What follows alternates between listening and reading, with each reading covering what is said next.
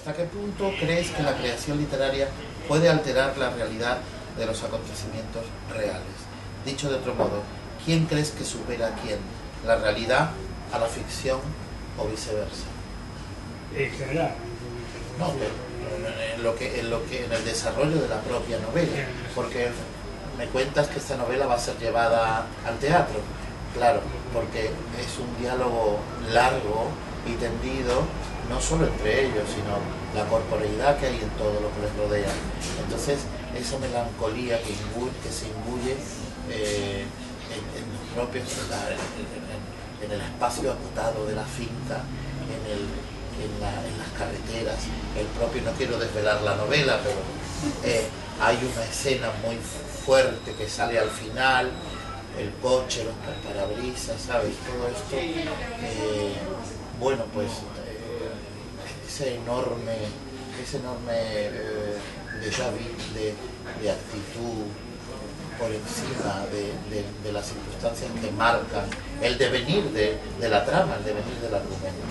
Quiero decirte, bueno, pues insisto, realidad y ficción unidas y realidad y ficción desarrolladas en torno a ese dibujo tuyo, ¿no?, de la novela en general. Bueno, yo lo que creo es que aquí han tenido que ir necesariamente de la mano. Lo que sí que creo es que era una historia difícil de mantener en pie, lo digo sinceramente. Creo que es una historia...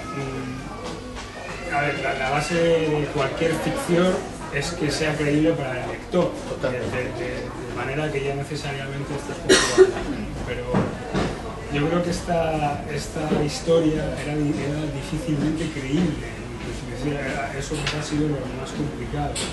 Y el hacer uso de determinados elementos es lo que ha hecho posible que sea una historia, yo creo que al final no solo creíble, sino que cierra completamente al lector, creo que engancha lo que la trama y le mete en la realidad de una historia que igual si se la cuentas en otro momento de otra manera, pues igual no se la cree. Pero para ahí está la literatura. Que para eso está la literatura, efectivamente. Entonces, en ese sentido, sí. Bueno, ¿y quién es más dependiente, más epífito de los dos? ¿Cecilia o el conde? ¿El conde o Cecilia? ¿Quién tira de quién? ¿Cuál es el enganche? Porque yo te diré una cosa, desde mi punto de vista, que el lector siempre es el principal subjetivo y el que juzga. Cecilia me es profundamente antipática, porque la veo una mujer cerrada, repleta de enigmas que yo creo que no son nada, que son humo, y creo que hay una cierta venganza también desde tu punto de vista hacia ella. Es curioso porque aquí en esta novela hay tres personajes principales, que son el conde, Cecilia y el otro, que ya es Feliciano, ya no, ni lo nombro porque me parece un ser bastante abyecto, sí, y bastante cutre. Pues bueno, pero lo que quiero decir al final es que los tres personajes han levantado, por comentarios que han recibido, simpatías y antipatías, y además bastante polares en cierto sentido. Es decir, el conde hay gente que lo ve abyecto, tan abyecto como igual tipo de a Feliciano. Y a Cecilia igual. Cecilia al final es una mujer que dice la novela, que, bueno, pues que acepta todo lo que le pasa en la vida tal y como viene, y detrás de eso pues puede no haber nada. También, efectivamente, detrás de eso puede no haber nada. En este caso la pregunta es si detrás de eso lo que había era o no amor. Pero todo eso queda ambiguo, porque al final mi opinión es que dentro de todas las personas hay ambigüedad. Es decir, ninguna persona es buena. A mí me gusta cuando la gente me dice me gusta este personaje y otro me dice odio este personaje, porque he conseguido no ser yo el que le diga si le debe gustar o no.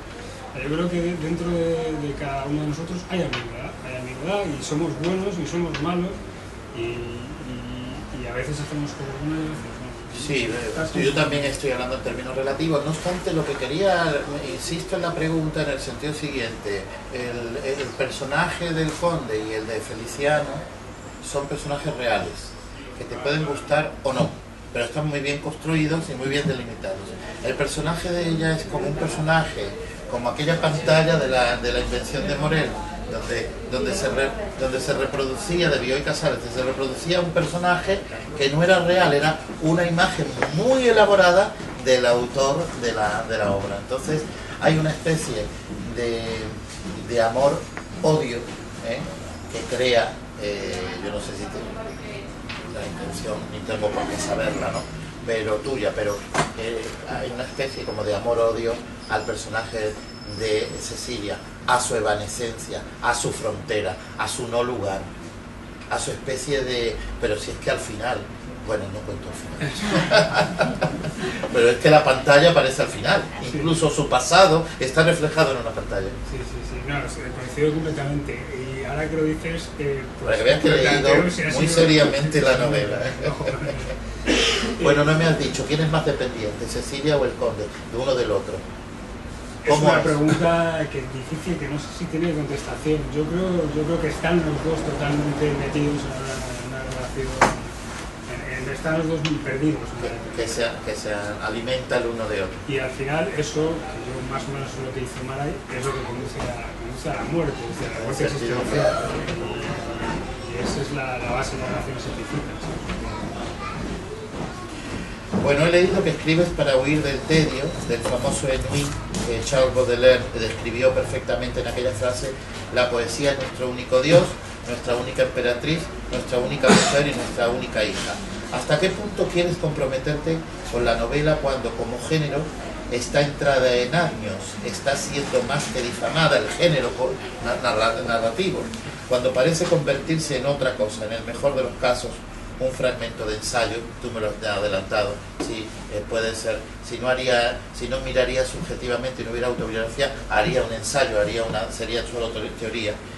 Y en el peor de los casos, un absurdo, que estamos viendo las librerías llenas de absurdos, de títulos absurdos, otros muy buenos, como tu novela, como las mías, o simplemente basura más mediática, que también se da en el mundo editorial y a un tanto por ciento.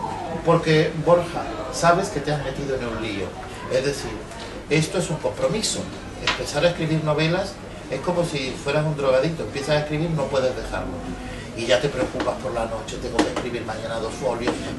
Es decir, la novela es incluso peor que la poesía, porque el poeta escribe cuando los dioses le... Pero la novela, sí, yo creo que no vas a abandonar la literatura, fíjate, pero cuando empiezas a escribir novelas ya no lo puedes dejar.